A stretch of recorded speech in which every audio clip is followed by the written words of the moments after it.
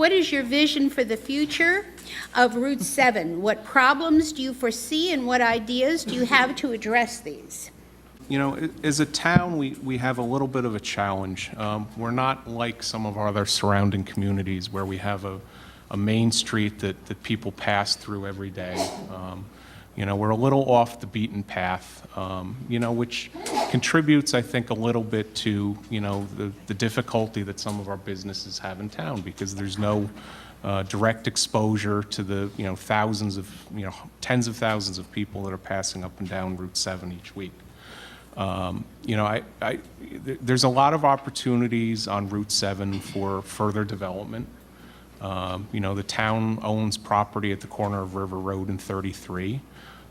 You know, we should look at, you know, ways that property can be utilized to, you know, accomplish some of the purposes we have in town, whether it be for more types of housing or commercial development to grow the grand list. You know, the financial difficulties that we face, you know, you can't cut your way out of. We need to grow the grand list. We need to make responsible decisions as to development and encourage development, you know, that meets the needs and wants of our community. And, you know, we're in the process of you know, going through the plan of conservation and development again. And I think our, you know, input from our community is going to tell, you know, our boards and commissions what people want. And, you know, it's part of the, you know, part of what we need to do to try and. Thank you. Thank you. Ms. Bufano. Okay, I'm going to speak loud.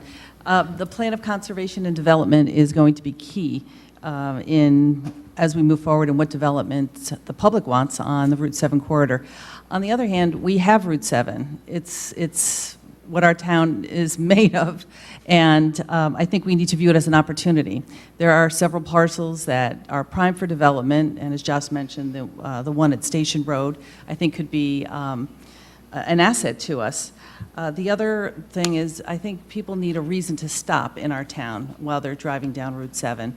And so I'd be in favor of looking at opportunities for people to stop, spend money, have a dinner, have a drink, and then continue on. I think the traffic is a problem. I've been noticing that they're even announcing Route 7 on the traffic reports now, telling us where it is, so that's something new that I hadn't seen.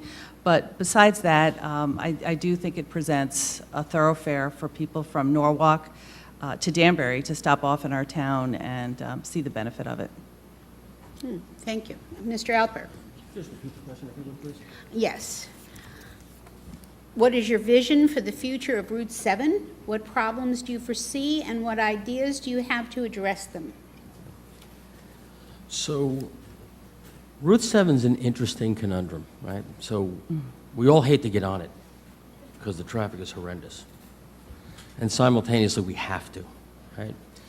And what I would like to do is almost irrelevant. Because the reality is, and it comes to something I said earlier, this is a planning and zoning issue. The Board of Selectmen doesn't really have much to say, but they can give guiding principles. And this is actually what makes me much more uniquely qualified. My term and tenure on 3 of the commissions and boards that I sat on were all planning and zoning related. Southwest Regional Planning Agency that I sat on, was vice chairman of. In that agency, we actually studied the Route 7 plans originally that were in place, which, by the way, those plans could not be enacted today.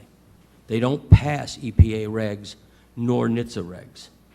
If we had to do the ones to pass regs today, you'd have a 100-foot stanchion going through Allen's Meadows. And so planning and zoning is the driver of this. It's a driver of our economic development. And the Board of Selectmen should work with them, and much to Lynn and the board's credit, they are starting to do that, to rezone Route 7. So we're not Westport or Stamford, but we're some combination of that allows us to expand economic development opportunities by changing the densities that are allowed there. Very nicely done. Ms. McFadden.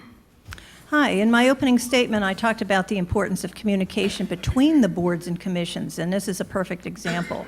This is the plan of conservation and development.